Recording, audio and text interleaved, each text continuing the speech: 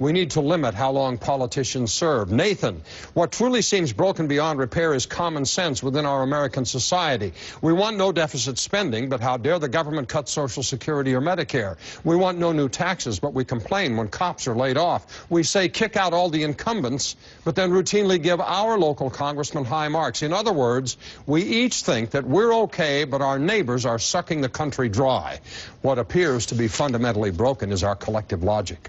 But is big government necessarily bad government? My next guest says it is, and I'm inclined to agree with him. Representative Ron Paul won the presidential straw poll at last week's Conservative Political Action Conference, CPAC, much to the dismay of Mitt Romney and Sarah Palin and Tim Pawlenty and a bunch of other mainstream Republican hopefuls. Ron Paul is a congressman from the 14th District in Texas. He's a former presidential candidate, and he's been warning all of us about a lot of these issues for a long time. We're delighted to welcome you to our program. Thank you for coming.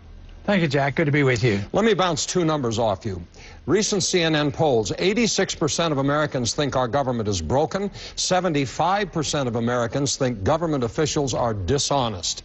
When you look to the future of this country, what do you see?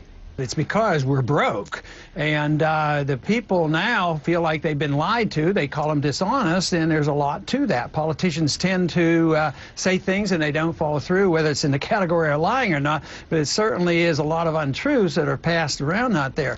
But I don't see any easy way out, because when a country or an individual is broke, they're supposed to quit spending money, and they're supposed to pay off their bills. But the only thing that we've done here in Washington, the admission that there's a crisis going on, is we've accelerated everything. We've expanded government, expanded spending, expanded borrowing, and of course expanded the function of the Federal Reserve, that is to create more money and credit to try to bail out the problems they created. So yes, we're in for a lot of trouble yet to come. Present company accepted, do your colleagues in the nation's capital have any idea the increasing degree of contempt in which they're held by the American public? Sometimes I don't think so, because they continue to do the same things that have gotten them into trouble. So no, I don't think so. I mean, the whole fact that I may do well at a CPAC poll just totally amazes them. And I think they actually booed when the results were announced. They were booing, right?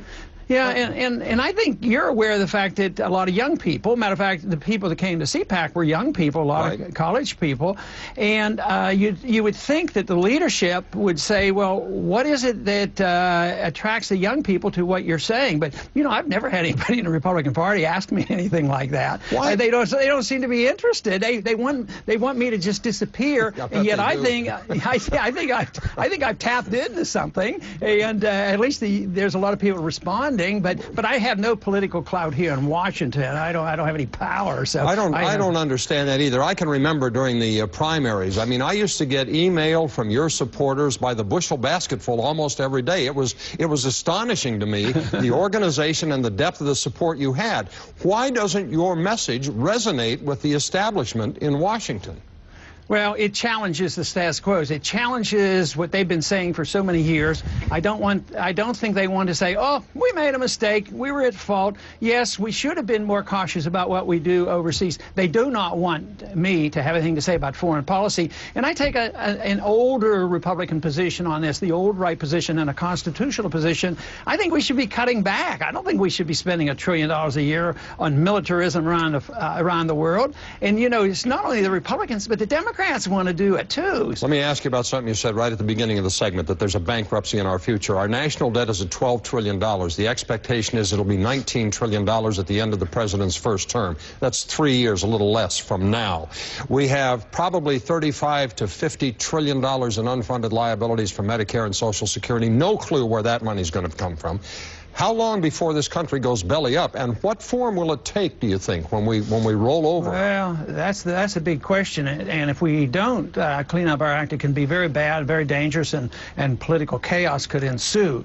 But the fact that they don't do anything is the annoying part.